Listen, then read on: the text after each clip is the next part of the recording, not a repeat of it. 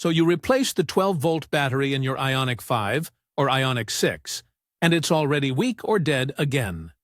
That's because the battery isn't the real problem. Yes, a repeatedly dead 12-volt is the first warning sign that the car's integrated charging control unit, or ICCU, is failing. Think of the ICCU as the alternator for your EV. It takes a little power from the big high-voltage battery and converts it to 12 volts.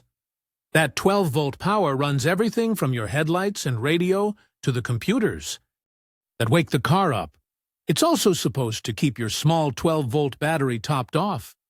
The original factory software didn't do this well. It let the 12-volt battery drain too low before recharging it. This constant deep draining wears out the battery fast, but it also puts a lot of stress on the ICCU, causing it to fail over time. So, here's what you need to check.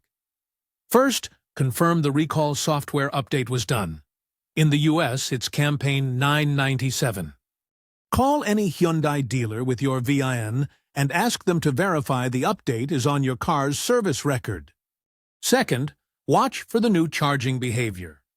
After the update, the car should briefly wake up a few times a day to top off the 12-volt. You'll see the active grille shutters open and a small orange car icon light up on the dash for a few minutes. If you never see this, that's a red flag. Third, if you can, check the battery voltage. After the car has been off for a few hours, a healthy 12-volt battery should read about 12.6 volts. If yours is consistently sitting at 12.4 volts or lower, the ICCU isn't charging it properly. Ignoring this means you could get stranded. A failed ICCU won't charge the 12-volt battery at all. And without that battery, the car is a brick. It won't turn on, no matter how much charge is in the main traction battery. If you've had the update but still have a weak battery, ask your dealer to test the ICCU directly.